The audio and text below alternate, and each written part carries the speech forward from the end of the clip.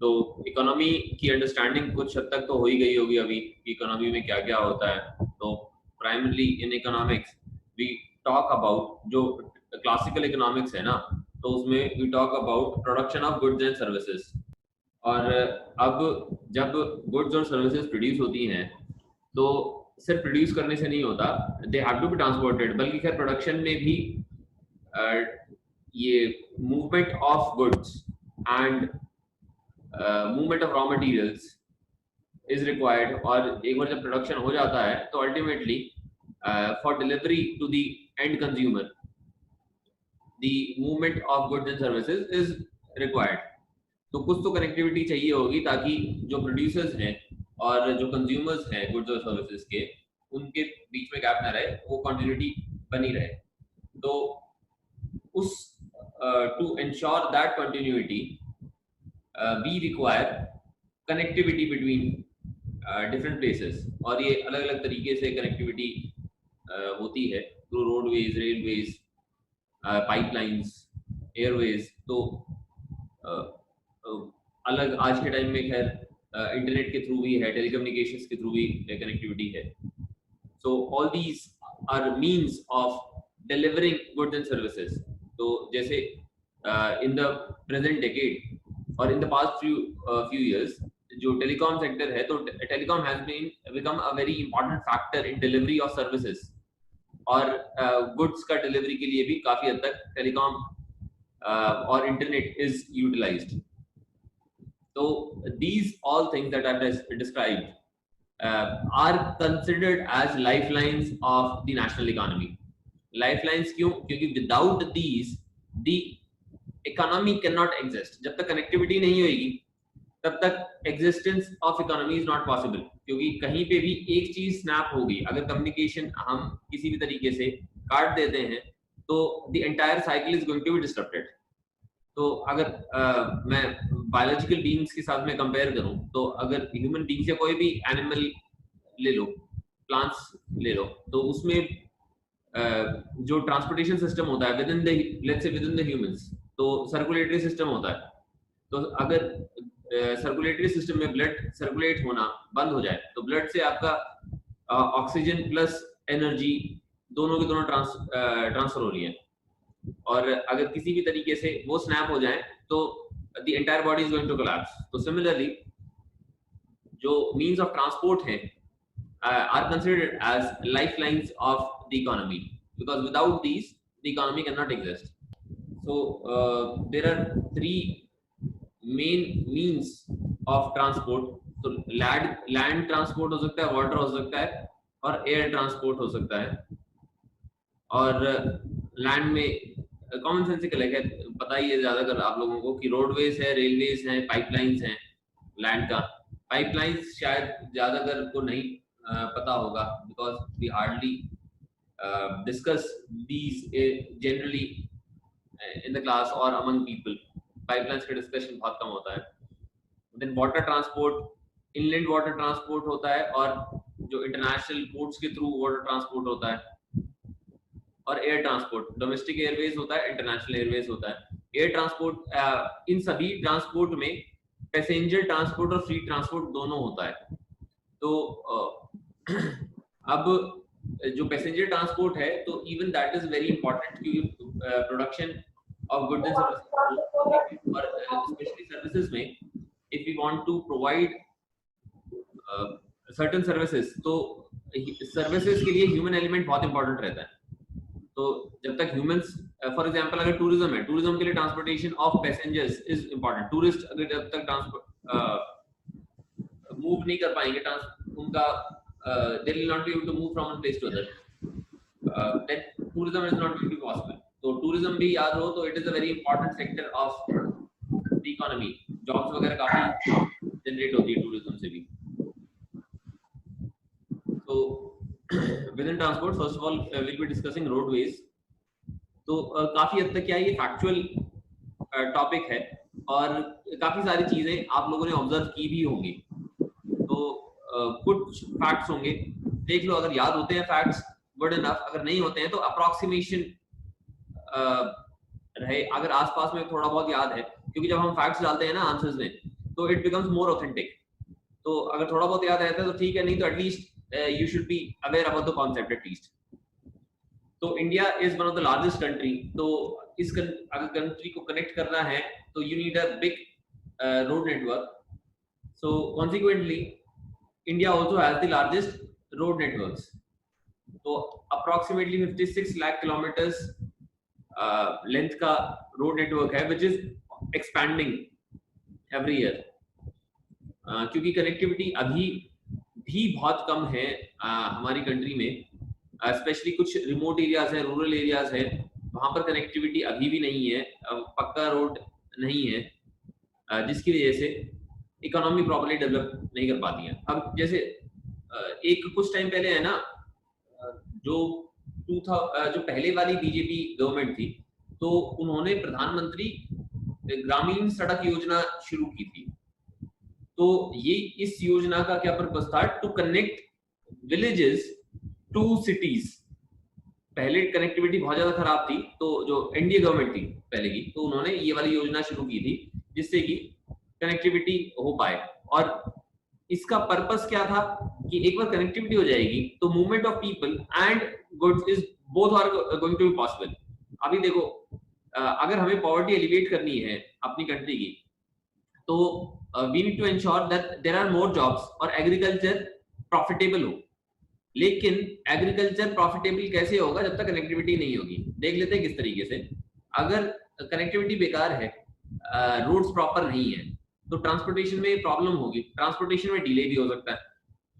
तो अगर पेरिशेबल्स कोई फार्मर उगाता है, जैसे वेजिटेबल्स हैं विच पेरिश वेरी इजीली, तो अगर जितना टाइम उसको ट्रांसपोर्ट करने में लगेगा तो उतना ही जो फार्मर होगा उसका प्रॉफिट डिक्लाइन करेगा। तो अगर हम उसकी वहां पर अगर पक्का रोड बन जाता है, ट्रांसपोर्टेशन इंप्रूव हो जाता है, तो by just connecting the area we are going to improve the profitability of agriculture, और वहां के जो लोग होंगे उनकी इनकम भी इंक्रीज होगी। उसके साथ में अगर कोई और सर्विसेज लेनी है, फॉर एग्जांपल अगर मेडिकल सर्विसेज लेनी है जो कि अर्बन एरिया में मिलेगी, तो उसके लिए भी कनेक्टिविटी अगर होगी तो there can be faster movement of people. Jobs करनी है तो उसके लिए a person from rural area can move to a suburb और एन अर्बन एरिया, जिससे कि डेवलप हो सके, मतलब उनकी इनकम इंक्रीज हो सके। अभी बहुत सारे रूरल एरियाज में जैसे वेयर हाउसेज वगैरह एस्टैब्लिश हो रहे हैं। ये वेयर हाउसेज एस्टैब्लिश नहीं हो पाते अगर कनेक्टिविटी नहीं होती, क्योंकि वेयर हाउसेस का पर्पस ही यही है कि जो गुड्स हैं उनका ट्रांसपोर्टेशन के लिए एक डेपो सा बना दिया कि अगर दोबारा से जरूरत होगी, अगर ऑर्डर आता है तो उस वेयर हाउस में से निकालकर वो प्रोडक्ट डिलीवर किया जा सके। So connectivity is extremely important for all these factors, चाहे आप इंडस्ट्री के लिए ले लो, एग्रीकल्चर के लिए ले लो, या सर्विसेज के लिए भी। और रोड ट्रांसपोर्ट पर्टिकुलरली इंपॉर्टेंट हो जाता है क्योंकि ये लास्ट माइल कनेक्टिविटी देता है। डोर टू डोर सर्विस इसके थ्रू हो सकती है। जो दूसरे आपके मीन्स ऑफ ट्रांसपोर्ट हैं, वाटर या एयर, वाटर तो इनलैंड एरियाज में जहां पर रिवर्स हैं या कैनाल्स हैं वहां पर ही पॉसिबल है। एयरवेज एक्सपेंसिव इतना ज्यादा होता है और हर जगह एयरपोर्ट नहीं हो सकता, तो डोर टू डोर कनेक्टिविटी वैसे भी नहीं हो सकती है। तो only roadways can provide with door to door connectivity. और जो रेलवेज हैं या एयरवेज हैं तो उनको हर जगह सेटअप करना भी एक तो एक्सपेंसिव होता है बहुत ज्यादा, और it is also not possible to construct railway tracks everywhere. For example अगर बहुत ही जो टॉपोग्राफी है एक पर्टिकुलर रीजन की, topography means the level of the land, तो वो ऊंचा नीचा है बहुत ज्यादा। अगर बहुत छोटी हिल्स हैं और अचानक से बड़ी हिल आ जाती है बीच बीच में, इस तरीके की टॉपोग्राफी है, तो ऐसी जगह पर अगर आपको रेलवेज बनाना है, रेलवे लाइन अगर ले करनी है, तो it is going to be very difficult to lay down the railway lines. उसकी जगह पे अगर रोडवेज, अगर रोड आपको कंस्ट्रक्ट करना है तो इट इज रिलेटिवली सिंपलर, उसमें थोड़ा बहुत लेवलिंग चाहिए होगी सरफेस की, और रोड आप कंस्ट्रक्ट कर सकते हो। सिमिलरली जो हिली एरियाज है वहां पर एयरपोर्ट कंस्ट्रक्ट करना भी बड़ा मुश्किल है। अभी I can recall of an airport in Kathmandu, I think, तो नेपाल में काठमांडू है, तो वहां पर नेपाल पूरा का पूरा माउंटेनियस रीजन, हिमालय में बसा हुआ है नेपाल।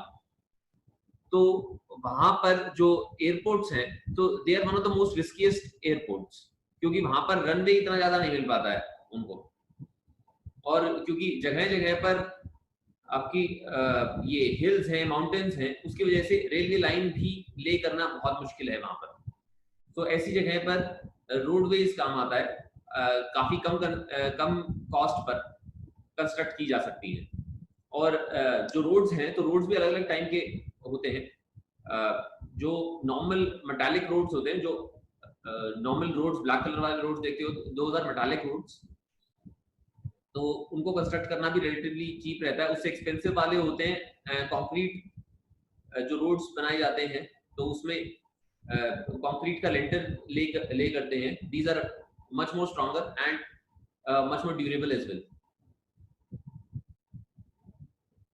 हाँ, एक और पॉइंट है कि जो रोड ट्रांसपोर्ट है, it acts as a feeder to other modes of transport.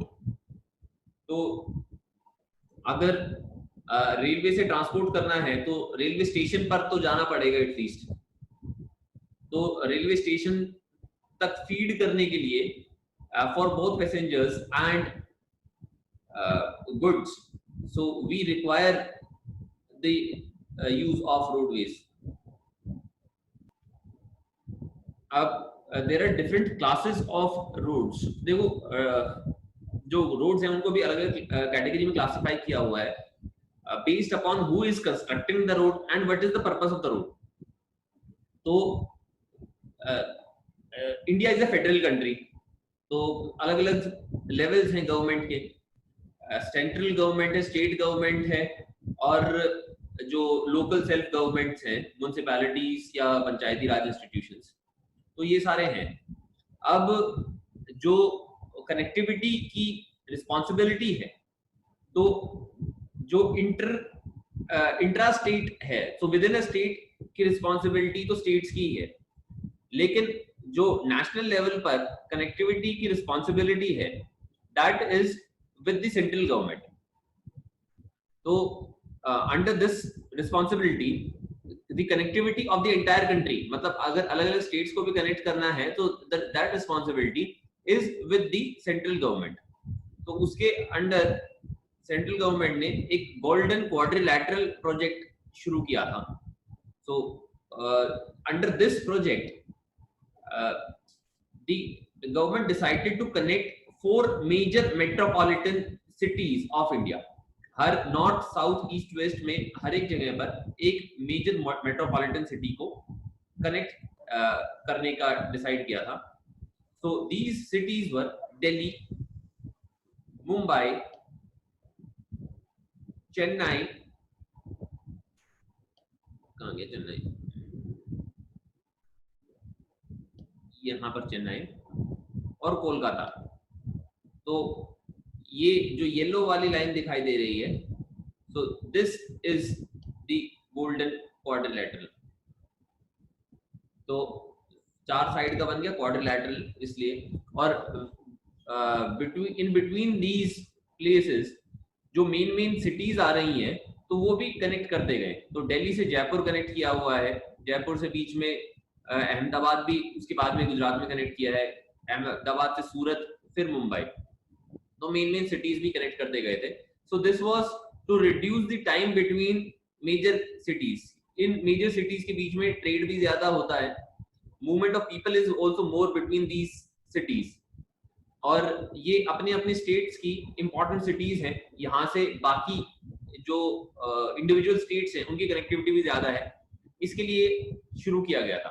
तो one project was this golden quadrilateral. एक और प्रोजेक्ट था, सेम टाइम में लॉन्च किया गया था, that was north south corridor and east west corridor.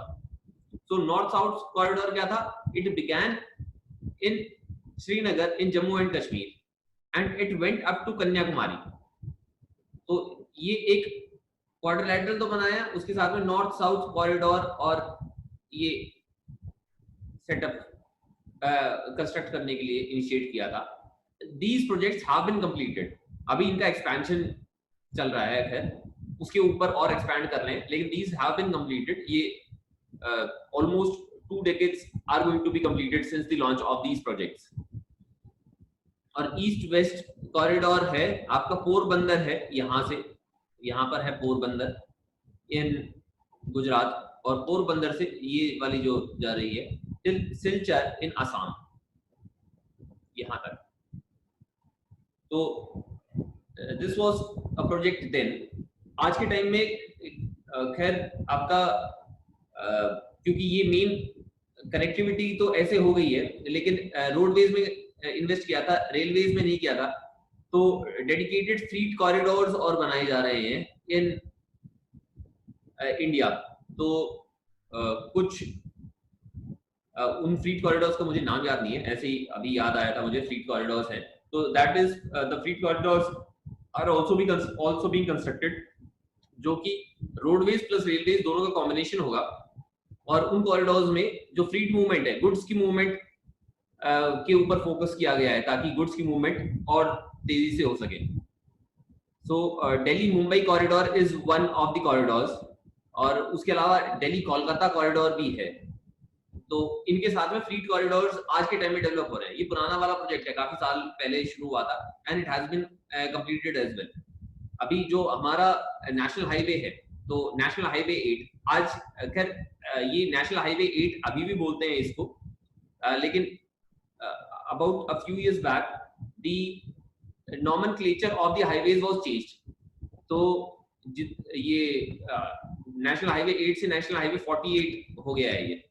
So this highway is also a part of the Golden Quadrilateral. ठीक है.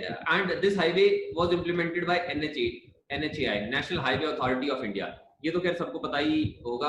whenever you go across the highway, तो NHAI के boards तो दिखाई देते ही हैं. Then apart from that, we have national highways. जो national highways होते हैं, these highways connect important cities, you can say capital cities of different states.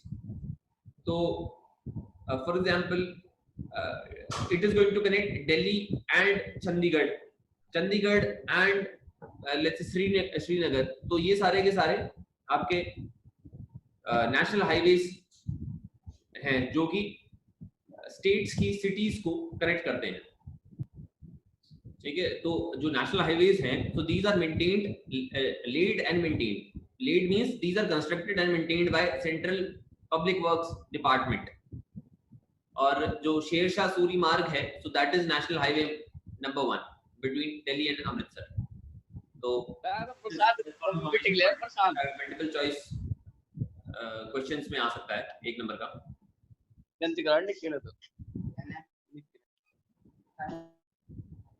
और जो भी लेट आते हैं भाई प्लीज टाइम पे आया करो. Third one, state highways. तो स्टेट हाईवेज स्टेट कैपिटल को कनेक्ट करेंगे विद डिस्ट्रिक्ट हेडक्वार्टर्स. तो हरियाणा में जैसे चंडीगढ़ है, तो जो स्टेट हाईवेज होंगे तो वो डिस्ट्रिक्ट हेडक्वार्टर्स को और जो हमारा चंडीगढ़ है उसको कनेक्ट करेंगे.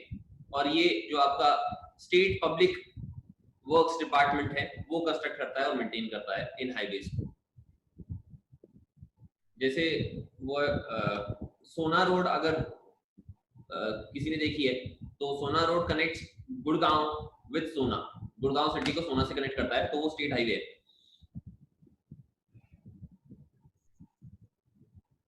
Then we have district roads. District roads district headquarters को कनेक्ट करते हैं with other places. तो अगर गुड़गांव डिस्ट्रिक्ट हेडक्वार्टर है, तो गुड़गांव डिस्ट्रिक्ट हेडक्वार्टर को ये बाकी जितने भी प्लेसेस होंगे, जैसे ब्लॉक्स हैं, जो इंडिविजुअल ब्लॉक्स होंगे, तो उनका जो भी सेक्रेटेरिएट होगी ब्लॉक से, तो उनके साथ में कनेक्ट करेंगे. And these are maintained by Zila Parishad. ठीक है. तो मतलब एक एक लेवल जैसे हम नीचे जाते हैं, तो जो नीचे वाली एंटिटी है उसके साथ में कनेक्टिविटी करते जाएंगे. तो लॉजिकल है, आसानी से याद हो सकता है। Then we have other roads. So the other roads हैं जो रूरल रोड्स हैं, जो विलेजेस और टाउन्स को लिंक करते हैं। ये जो प्रधानमंत्री ग्रामीण सड़क योजना के बारे में मैंने बताया था, तो वो वाली योजना है। दिस योजना इज स्टिल एग्जिस्टिंग, तो अभी भी इस योजना के ऊपर काम चल रहा है। 2 decades are going to be completed soon of this particular scheme, लेकिन फिर भी पूरी तरह कनेक्टिविटी नहीं हुई है। ऑल वेदर रोड्स अभी भी काफी सारी जगह हैं इंडिया में नहीं है, लोगों के पास नहीं है कई जगहों में। Then we have border roads.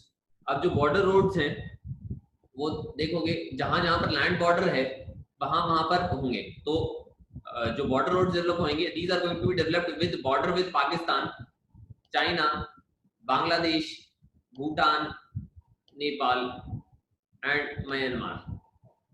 तो इन सभी कंट्रीज के साथ में जो भी बॉर्डर एरियाज हैं, तो वहां पर ये बॉर्डर रोड्स बनाए जाते हैं। और ये क्योंकि स्ट्रेटेजिकली भी इंपॉर्टेंट होते हैं, सिक्योरिटी पर्पस से भी इंपॉर्टेंट है, तो इसलिए सेंट्रल गवर्नमेंट कंस्ट्रक्ट कराती है इसको। सेंट्रल गवर्नमेंट ने इस पर्पस के लिए it has set up a specialised organisation, and the name of the organisation is border roads organisation, BRO short form है। It was established in 1960 for development of roads in north and northeastern border. तो north और north east, यही वाला जो पाकिस्तान और China के साथ में बॉर्डर है, उसके साथ में सेटअप करने के लिए किया था। जो बॉर्डर की कनेक्टिविटी है वो हमारी आज के टाइम में भी बहुत खराब है। और एक शायद भारत माला करके कुछ प्रोजेक्ट शुरू किया था गवर्नमेंट ने बॉर्डर के अलॉन्ग रोड्स बनाने के लिए। तो इट वाज टू, मतलब जितनी भी बॉर्डर एरियाज हैं, तो ये रीसेंट प्रोजेक्ट है, तो जितने भी बॉर्डर एरियाज हैं उसके आसपास में थ्रू आउट दी बाउंड्री बनाने के लिए प्रोजेक्ट है। तो भारत माला है क्योंकि पूरे जितना भी बाउंड्री है उसको इनकम्पस कर लेगा। This is going to also include the other states जो ये ओशियंस के साथ में, अरेबियन सी और बे ऑफ बंगाल के साथ में, वो भी होगा। तो पूरी माला की तरह it is going to encompass the entire country.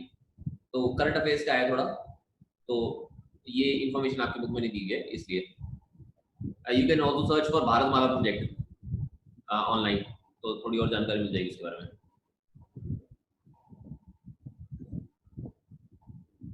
Then we have railways.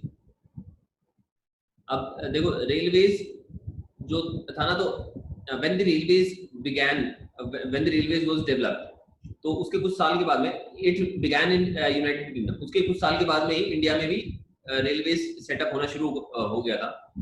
और when India became independent, it had one of the largest networks of railways, क्योंकि ब्रिटिशर्स ने पहले से बना दिया था for their own use, India के use के लिए नहीं बनाया था, क्योंकि उनको गुड्स ट्रांसपोर्ट करने थे, सेल इंक्रीज करनी थी ब्रिटिश गुड्स की, या एडमिनिस्ट्रेटिव पर्पसेस के लिए, to maintain greater control over India, army आसानी से मूव कर सके। तो इन सब पर्पसेस के लिए ब्रिटिशर्स ने बनाया था, और that network was one of the largest networks of the world.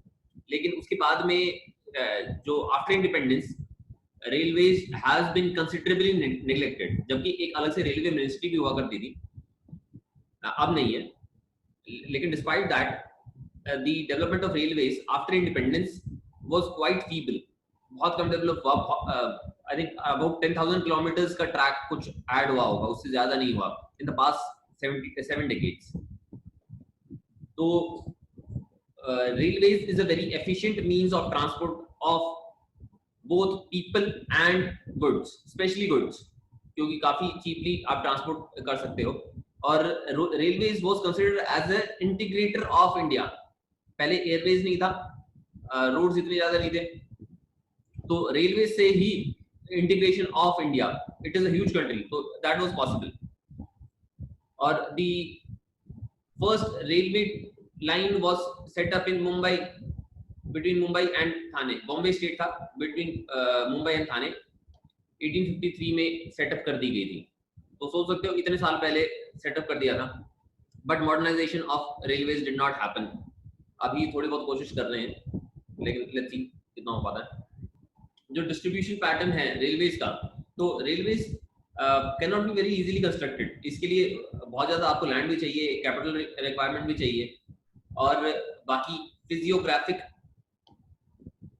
Considerations भी होती हैं इसमें। Physiographic means what is the topography की अभी हमने बात की थी ना, तो physical, what are the physical features of a particular region, तो दोज शुड बी कंड्यूसिव। ज्यादा स्लोप पर रेलवे लाइन पॉसिबल नहीं हो पाती है, trains can not run at very high altitudes. खैर आजकल टेक्नोलॉजी है कि कर सकती है, लेकिन if you are going to construct a train at a very high altitude, तो that is going to require more investment. जैसे पहले के टाइम में पहाड़ों के ऊपर चढ़ाना पड़ता था, nowadays we can construct tunnels, लेकिन जब टनल कंस्ट्रक्ट करते हैं the cost also increases tremendously. तो मान लो फिजियोग्राफिक फीचर्स इंपॉर्टेंट है, we can overcome the physiographic features, लेकिन अगला कंस्ट्रेंट क्या आ जाता है हमारा इकोनॉमिक, कि we are going to technology, with technology we can overcome the physiographic constraints, लेकिन फिर पैसे भी तो चाहिए उसके लिए, so you require a lot of investment. कुछ टाइम पहले अभी श्रीनगर में भी कनेक्टिविटी के लिए एक टनल बनाया गया था, I can't recall the name of the tunnel, लेकिन वो काफी इन्वेस्टमेंट से टनल कंस्ट्रक्ट कर दिया था। और उससे पहले क्या था, Srinagar was not accessible in winters, snowfall वगैरह हो जाती थी तो रोड्स से एक्सेस नहीं हो पाता था। तो this tunnel was created so as to ensure all year connectivity with Srinagar. इसके अलावा एडमिनिस्ट्रेटिव फैक्टर्स होते हैं कि जो पॉलिसी रिक्वायरमेंट, गवर्नमेंट के डिसीजन क्या है, based upon that distribution of railways is decided. तो पहले के टाइम में होता था ना, जो रेलवे मिनिस्टर बना तो उसके स्टेट में ज्यादा रेलवे डेवलपमेंट हो रहा है, सारी की सारी trains are going to run through that state, तो this is probably an administrative और पॉलिटिकल फैक्टर। लालू प्रसाद यादव बने तो सारी की सारी ट्रेन बिहार ही जा रही हैं, ममता बनर्जी बन गई तो सारी की सारी कोलकाता जा रही हैं, so more number of trains were added in spite of improving the railways as a whole, connectivity improve करने की जगह, that is why railways has suffered।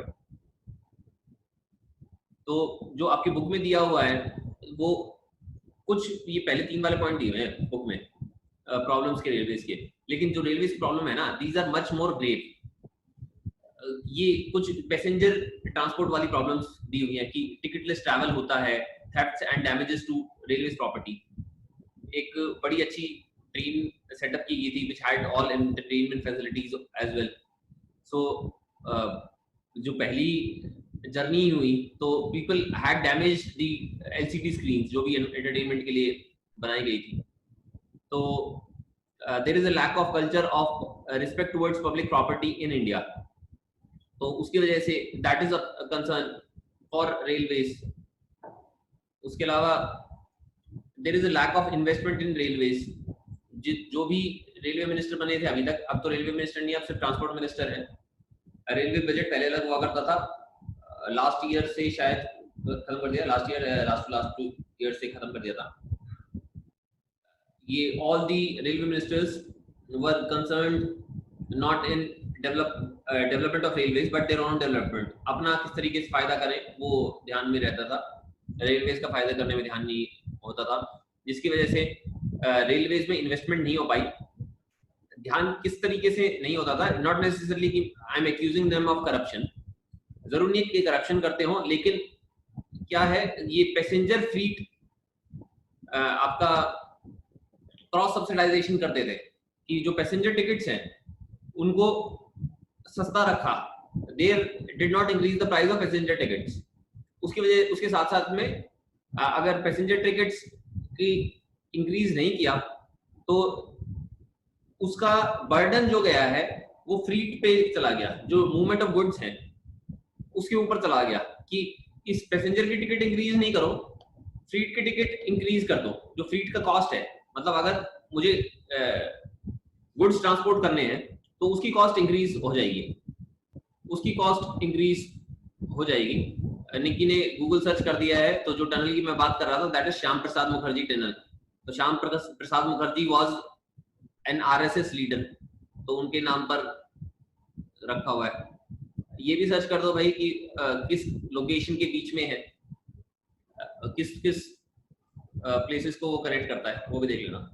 हाँ, तो मैं क्या कह रहा था, जो टिकट्स हैं, अब मान लो 100 रुपए की टिकट है, जो पैसेंजर टिकट है 100 रुपीज की है, एक्चुअल में इसकी कॉस्ट इंक्रीज होकर विद टाइम 10 साल में तो इंक्रीज होगी कुछ, because of the increase in cost, salaries increase होती है, फ्यूल की कॉस्ट इंक्रीज हो जाती है। 10 साल में ये लगा लो 50 रुपए इंक्रीज होना चाहिए था, 150 रुपए होना चाहिए था।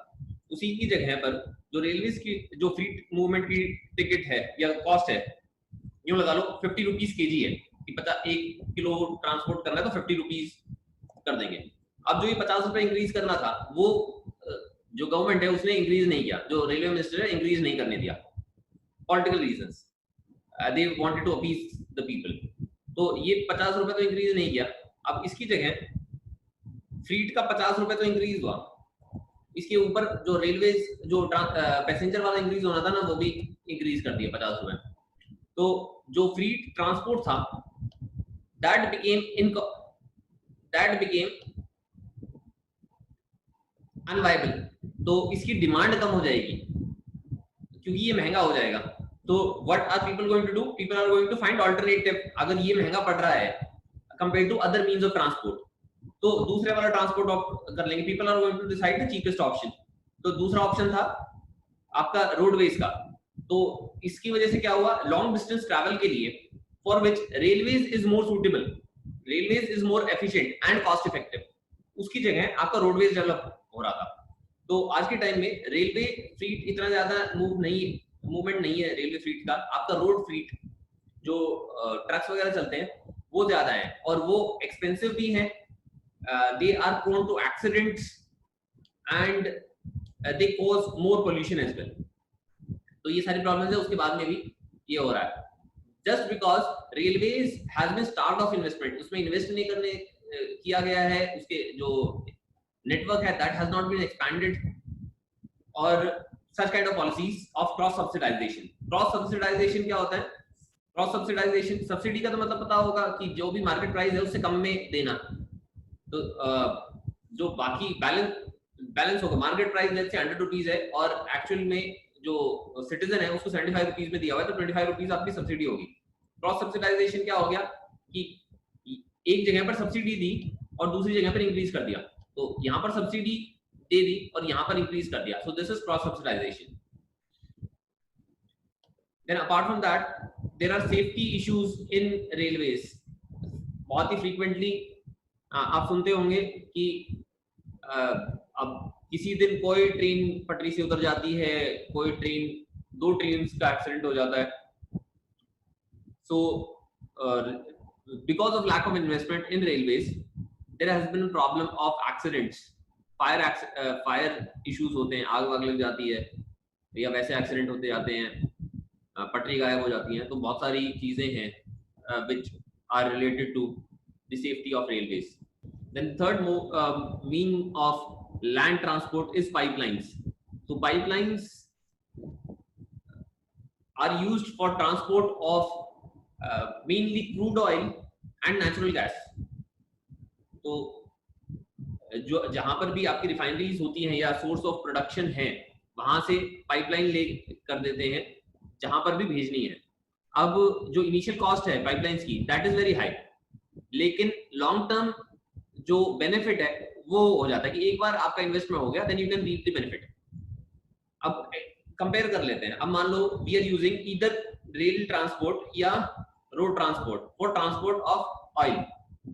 अब वो ट्रांसपोर्ट करने के लिए एक तो रोड ट्रांसपोर्ट जैसे एक्सपेंसिव है इनिशियली, मतलब हर बार आप करोगे तो उतना ही खर्चा लगेगा, प्लस पॉल्यूटिंग है और एक्सीडेंट वगैरह का भी खतरा है। तो अगर रोड ट्रांसपोर्ट से अगर हम ट्रांसपोर्ट कर रहे हैं तो ये सारे फैक्टर्स हमेशा रहेंगे। उल्टा अगर पाइपलाइन का यूज करते हैं तो पाइपलाइन में क्या होगा, एक बार पाइपलाइन ले करने का कॉस्ट है वो आपने कर दिया, उसके बाद में जो कॉस्ट होगी आपकी ट्रांसपोर्ट करने की ऑफ ऑयल और natural gas that is going to reduce tremendously, बहुत ही कम हो जाएगी। तो इसलिए जहां पर भी रेगुलर सप्लाई होती है ऑफ क्रूड ऑयल, जैसे रिफाइनरीज हैं जहां पर आपका जो जहां से भी एक्सट्रैक्ट किया जा रहा है पोर्ट एरिया, अगर हम इंपोर्ट कर रहे हैं crude oil from some other country, तो पोर्ट एरिया में आपका क्रूड ऑयल आ रहा है और वहां से रिफाइनरी तक पाइपलाइन बना दी जाती है so as to transport the oil to the refineries. और फिर रिफाइनरी से भी अगर कोई इंडस्ट्री है या थर्मल पावर प्लांट है जहां पर जरूरत है continuous, there is a demand for oil और नेचुरल गैस, तो वो भी आसानी से ट्रांसपोर्ट हो सकता है।